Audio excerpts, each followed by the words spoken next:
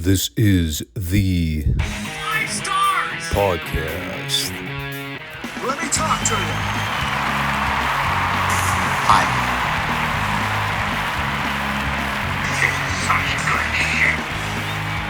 So, what do you guys want to talk about?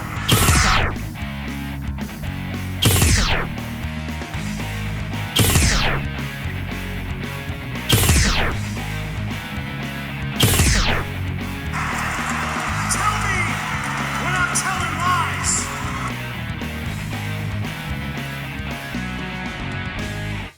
Thanks, guys. Back to you.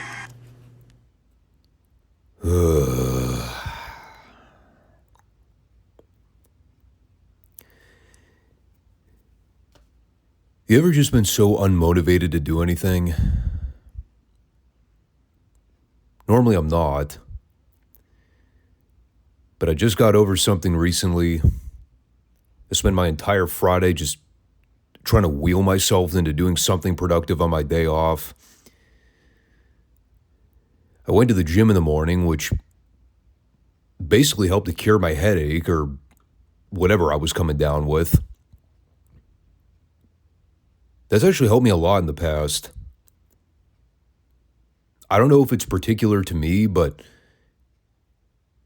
I'm telling you, man, if you're ever feeling like dog crap, go work out. Seriously, it'll make you feel 10 times better. Obviously, you want to be smart about it. You don't want to push yourself to the point of puking or anything, but just simplifying or modifying a couple routine workouts or doing a couple less reps, but you're still working the muscle groups you typically work on. Like, I got up on Friday morning feeling like garbage after an hour and a half workout. I was fine.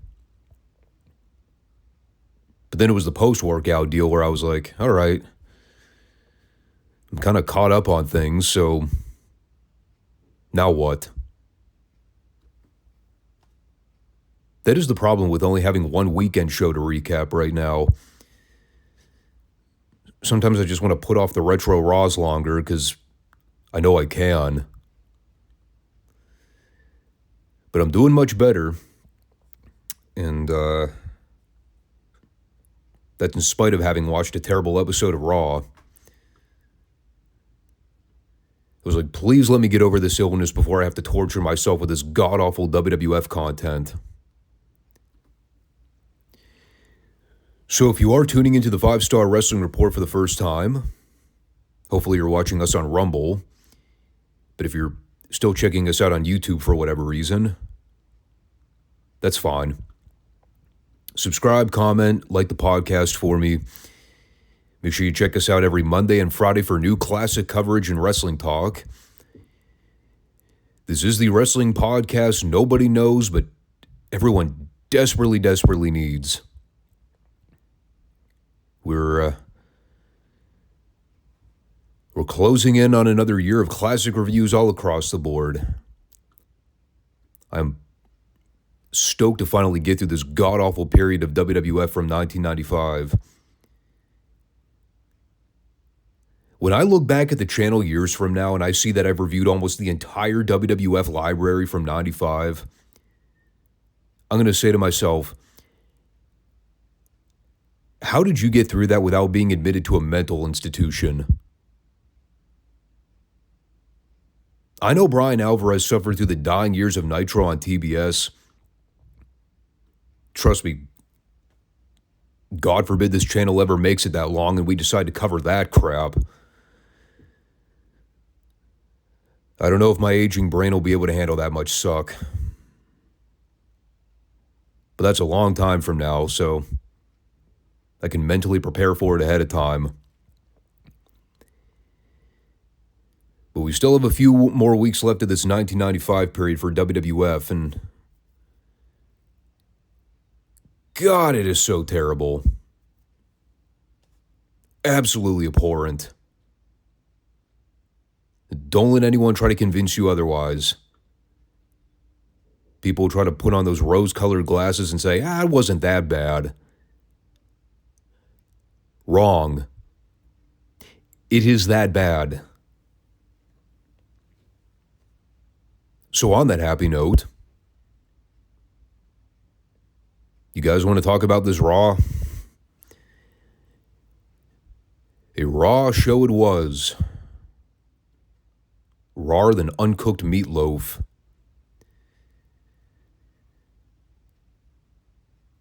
So last week, in the case you happen to skip over my Survivor Series recap, as well as the follow-up Raw, first of all, go check out that podcast episode. I don't know what you're doing. It is actually a fairly critical show in the WWF timeline.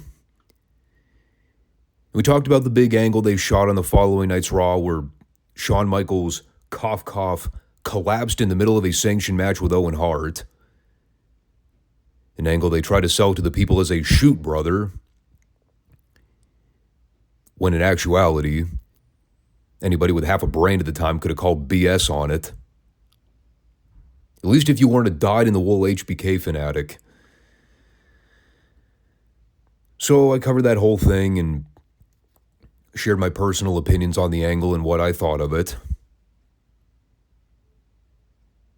I hated it. That's the Cliff's Notes summary. And, well, just in case you were curious, I went ahead and looked up the ratings for the November 20th and the November 27th edition of Raw, just to see if that angle spawned any extra boost in the ratings for Raw, considering they were still going head-to-head with Nitro at the time.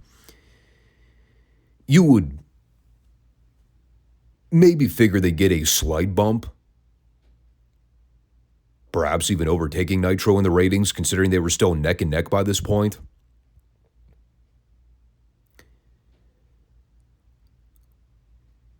Nope. Turns out that angle didn't do jack shit for the WWF. They did the exact same number in back-to-back weeks. A 2.3 rating. Still losing to Nitro's 2.5. So, yeah, it turns out people really didn't care too much about Shawn faking a concussion and passing out on television.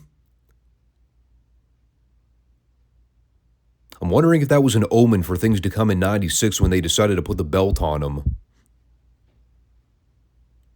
It's almost as if the people didn't buy Shawn as a top guy. I think I might start including the week-by-week ratings in the conversations here.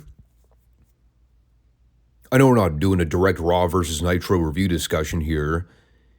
It's not a true breakdown of the Monday Night Wars.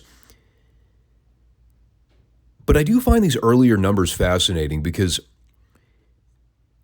when you go back and think about the Monday Night Wars, a lot of the experts immediately revert to the 83 weeks discussion and talk about how Bischoff had Vince's balls dangling over a step stool. But that really doesn't come into evaluation until way later in '96. We're talking early June. Right after Hall and Nash made their debuts. A lot of people, I think, neglect that things were kind of lousy in WCW from late 95 through that early 96 period as well. People were not pedaling over to TBS in droves to see the fucking Dungeon of Doom. Or Hulk Hogan getting rammed down people's throats as a 1984-1985 Hulkamania babyface.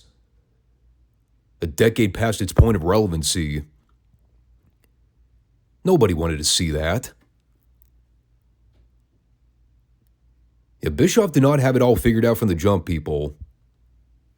It's a little bit of revisionist history there. I remember a lot of those early Nitros when I was doing the old channel change flip in between segments. Once you get over the nostalgia of seeing guys like Flair and Sting and Luger and Macho Man, the booking on those shows fucking sucked. For a long time. It was all about star power. And once you got past all that,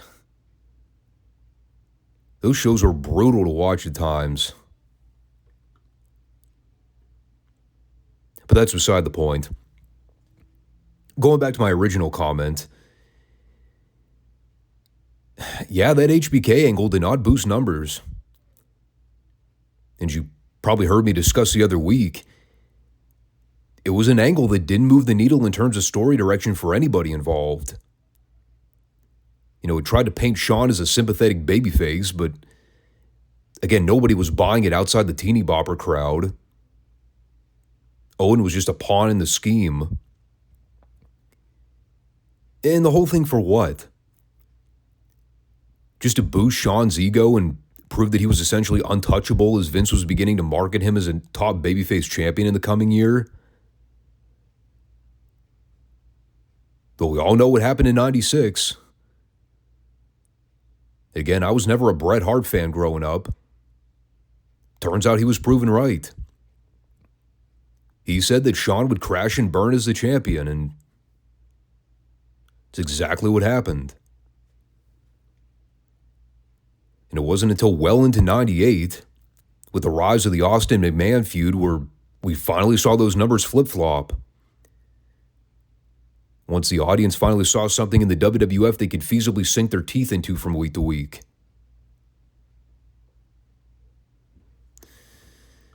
So there's your brief little history lesson right there. Not even a history lesson, just me trying to debunk all the pro-HBK propaganda that so many people bought into at the time. Yeah, the guy was a great in-ring talent. But a draw? He was not. And that was empirically proven, given the numbers through the entirety of 1996 and even early 97 when he was still on top. Oh, trust me, we'll get to some of those later periods in '96. Survivor Series in particular. The match was Sid. Oh boy, howdy. So anyway, I guess we can start talking about this week's show. Since you can clearly tell I'm trying to avoid it like the plague. Quite frankly, I'd be avoiding any wrestling show that tried to start with an Ahmed Johnson match. No wonder nobody tuned in to check out the show this week. People saw Ahmed Johnson in the first 2 minutes and said, you know what? I'm thinking that Hulk Hogan versus Zodiac match on Nitro doesn't sound too bad right now. And they were probably right. So Ahmed had a god-awful fucking match with Rad Rafford. And again, I never had anything against Rad Rafford, but he was in a dead-in-the-water gimmick from day one.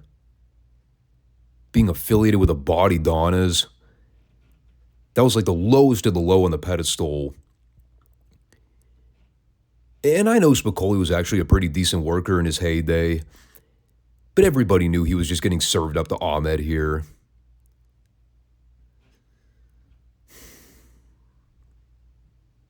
Just a couple observations from Ahmed's performance. He delivered a scissors kick at one point with his left knee, despite the fact that Rafford was positioned to the right side of Ahmed's body. Okay, so if you just picture, you're coming off the rope to give somebody a scissors kick. They are hunched over with their body facing to your right as you come off the ropes. Why the fuck would you try to kick them with your left foot? Does that not seem entirely counterintuitive?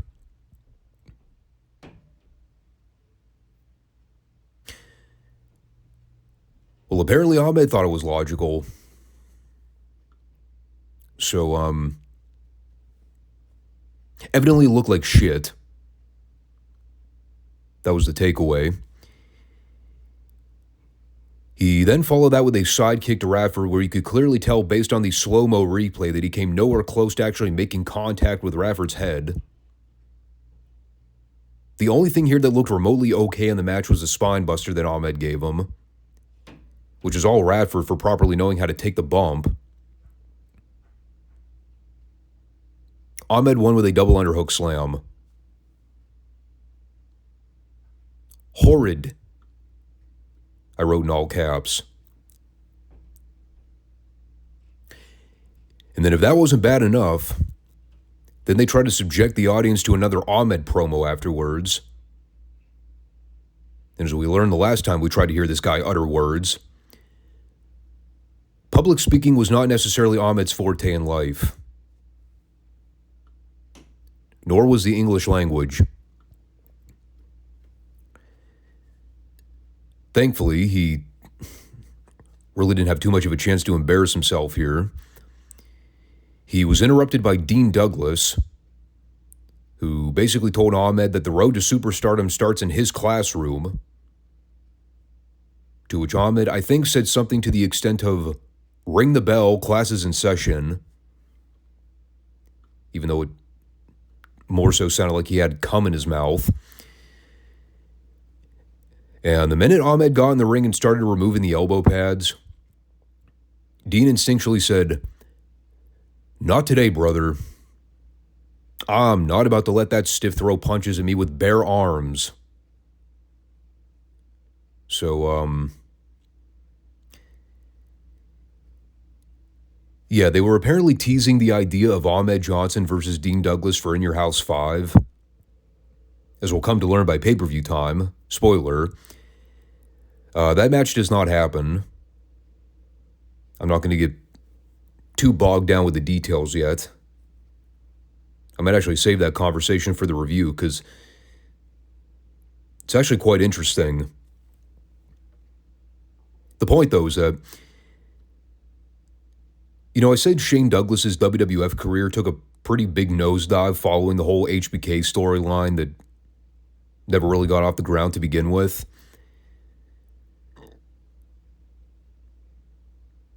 Well, Douglas is pretty much gone from the company by the end of the year, so just something to bear in mind. So after Lawler did a Twix plug, they played a VTR to follow up on the HBK angle from the other week. To be frank, I was highly more intrigued with Lawler eating a Twix bar.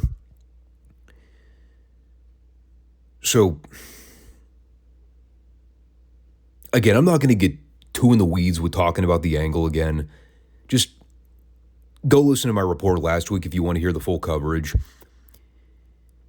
They basically try to play up the concussion angle as a series of events that took place prior to the match with Owen. Starting with Shawn getting his ass beat by a Marine vet. I mean, getting jumped by 9 thugs in a parking lot in Syracuse. Same difference. And then him essentially getting dropped on his head multiple times at the pay-per-view by guys like Razor and Sid and Yoko. Him possibly returning from the injury too early because he was so eager to get back in the ring to wrestle. And that all basically led up to what we saw the other week with Owen, where he kicked him in the back of the head. Then minutes later, right at the peak of his babyface comeback, he conveniently collapses in the middle of the ring and gets carted off to a medical facility. Just to keep in the theme of Vince-isms.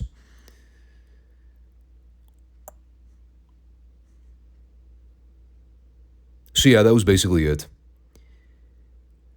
They wrote him off of television because he was not fully clear to come back yet. It's pretty much what the whole angle was designed for.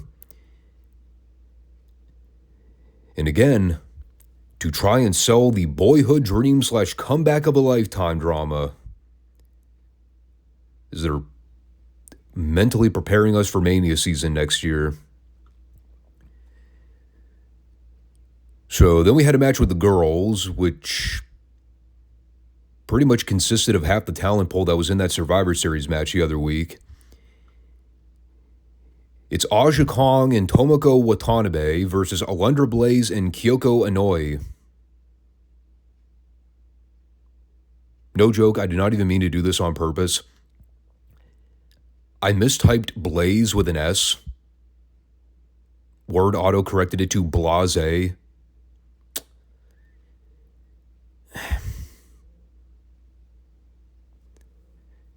You know, not entirely undescriptive of Alundra's mindset by this point in the WWF.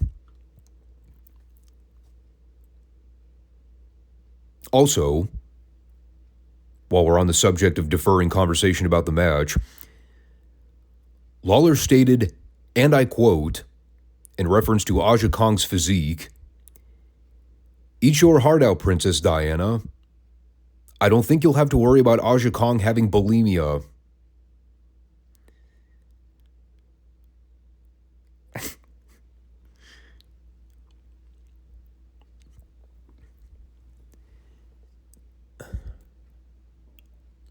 I know it's wrong. God damn, that was so funny. I never said I hated Lawler as a commentator in the WWE. I certainly got fed up with him as time went on. But he definitely had his redeeming moments. Even if some of his comments were, how you say, unethical.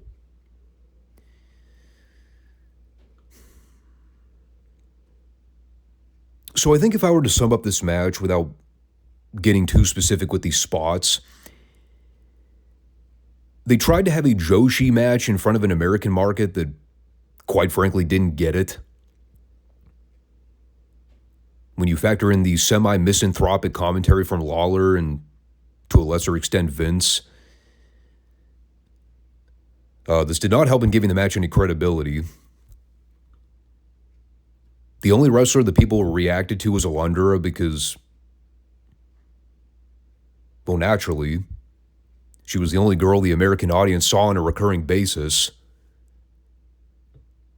And the rest of these girls, why the fuck would anybody possibly care? They were just random Japanese girls to everybody in the building. Or at least 98% of them. Maybe there was 2% of the audience that watched female Japanese wrestling. And one of them was Dave Meltzer.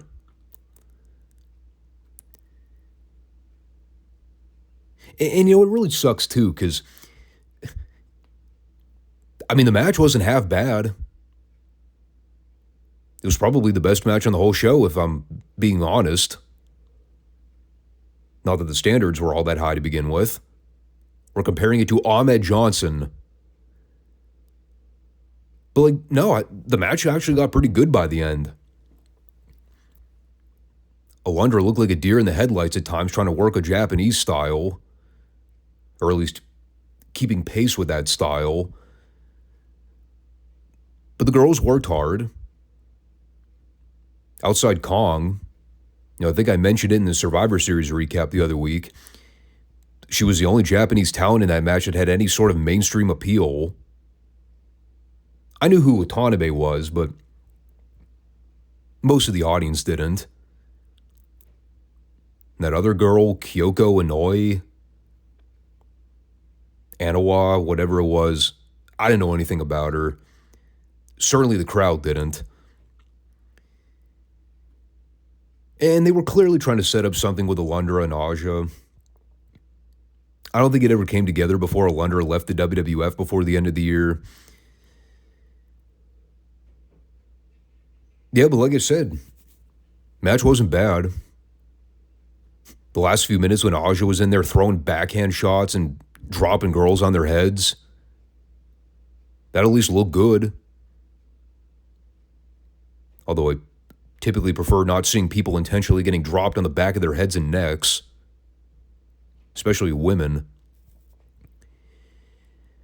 But they did some good counter-for-counter stuff with the Japanese girls. Aja reversed a pile driver attempt and gave Kyoko a back suplex, followed it with a backhand to the jaw for the pin. I actually kind of laughed at that too. She picked her up from a suplex where she got dropped on the back of her neck, and then after slapping her in the face a couple times to make sure she wasn't dead, well, then she proceeded to kill her with a spinning backhand.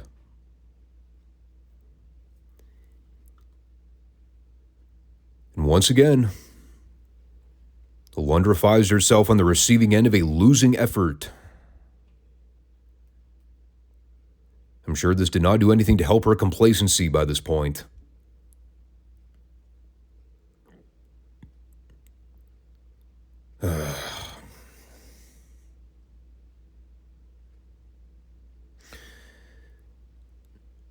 So then we had a rather nerve-wracking segment. I was trying to figure out what was more torturous. The idea of having to listen to Bret Hart in a long-form promo, or the idea of having to listen to Brother fucking Love carry a long-form Bret Hart promo.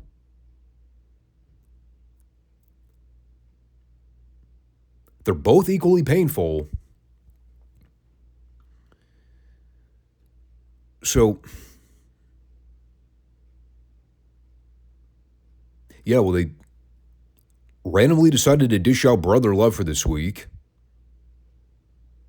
For what reason, I could not tell you. Because what Monday Night Raw desperately needed during a period of downtime was Bruce fucking Pritchard.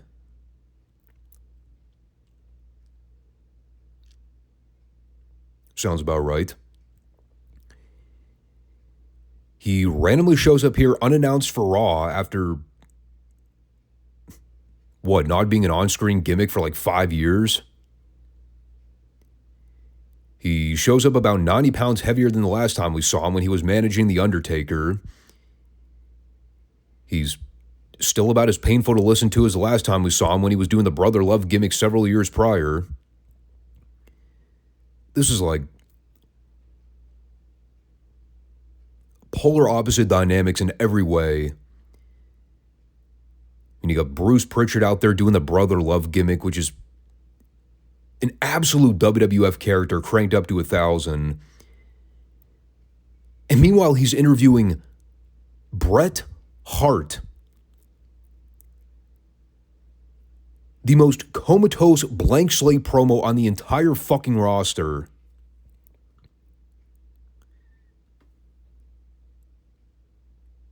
Oh, and by the way, what a great first showing for the new WWF champion, right? His first television segment after beating Diesel for the belt at Survivor Series. Let's have him interact with the epitome of turn the channel heat.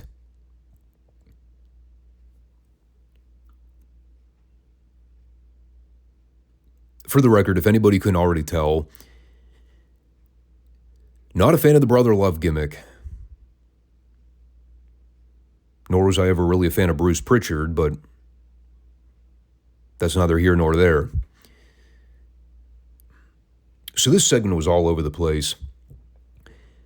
I mean, on top of Brother Love just being overtly obnoxious the whole time, which I know was the whole point, but I'm trying to scrape through this without losing my sanity. He's essentially talking about how Bret's a marked man as a champion. He's got 100,000 guys breathing down his neck now. Guys like Diesel, guys like Davey Boy, The Undertaker. Obviously an early tease for Rumble in January. And every time Bret tries to chime in with something, Pritchard pulls the mic away and keeps interrupting him. So finally, Bret grabs him by the wrist and holds the mic in place so he can actually do his promo. He talked a little about the Diesel fallout. Told him that the next time they meet, the story's going to be a lot different. He reflected back on the match with Davey Boy at Wembley at SummerSlam 92. Talked about how he still hasn't gotten over that loss and wants to rectify that at In Your House 5.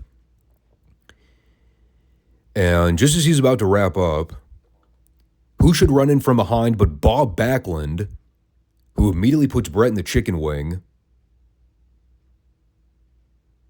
Yes, Bob Backlund still exists, for those that forgot. still presumably running for president, although the campaign ads have fallen off the face of the earth. And so, in typical WWF fashion, Backlund has Bret in the chicken wing for about 9 hours. Pritchard's cutting a heel promo over him while nobody comes out to help.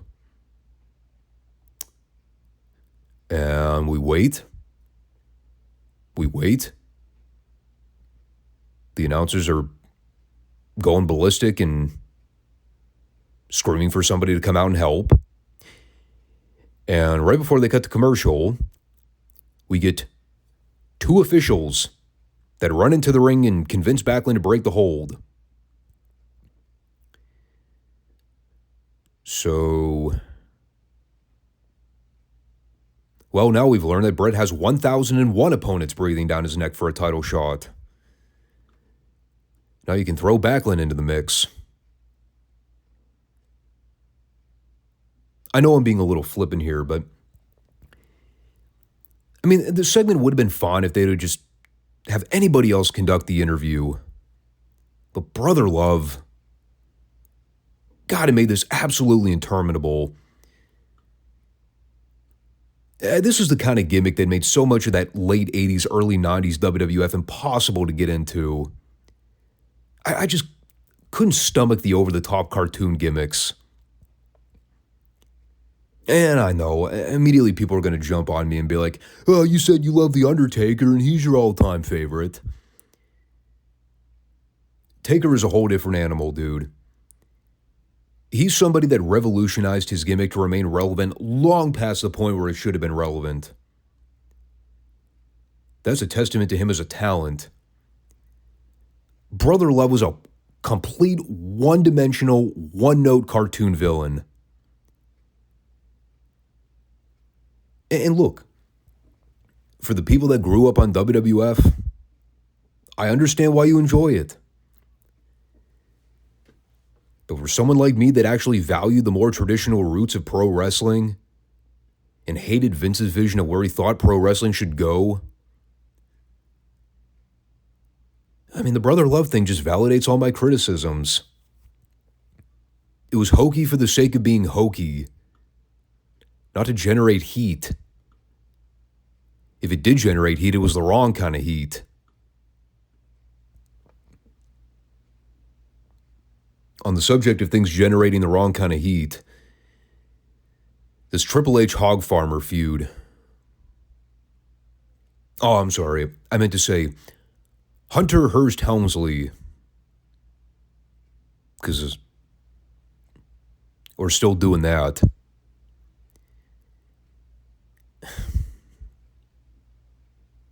Here's all I'm going to say. The fact that we're doing a storyline in 1995 that centers around pig shit and pig slop.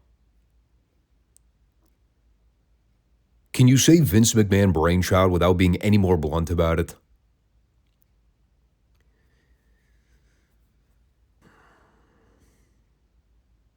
So Hunter beat John Crystal in a short match. Nobody cared. Nor did anybody care about the idea of Hunter having slop dumped over his head. The only exception to that rule being Vince McMahon himself. A storyline that caters to only Vincent K. McMahon and nobody else. Mind you, they are in the middle of a ratings war. And this is the kind of shit they're perpetuating on television. So then for our main event, what was originally supposed to be Kama versus The Undertaker for the sole possession of Taker's urn. Speaking of things that nobody could possibly give a crap about, that fucking story is still going on. Well, it turns out they had a change of plans. Kama comes down to the ring on crutches, accompanied by Ted DiBiase. We are told that Kama is unable to compete due to a recently sustained leg injury. So I guess he fell down the stairs or something. In any case, DiBiase went ahead and found Taker a suitable replacement for this evening. Keep that comment in mind. Suitable replacement. His opponent? Mo.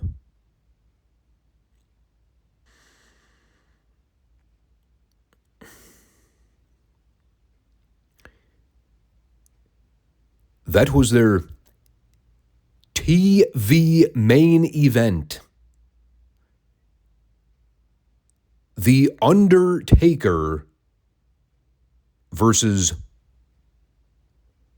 Mo.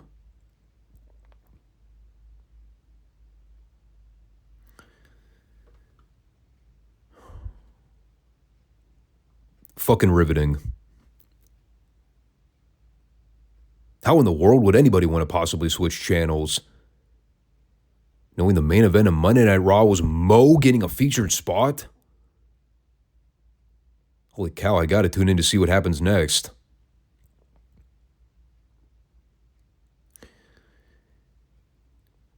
So they had a predictably short but boring squash. They tried to smoke and mirrors a lot of it, with Taker going after DiBiase and goozling him on the floor. Kama getting involved and clearly showing that he wasn't injured to begin with. But seriously, Taker versus Mo. Who could possibly give a fuck? And I say that as a diehard Taker mark. It's Taker having a match with a walking baked potato with arms and legs.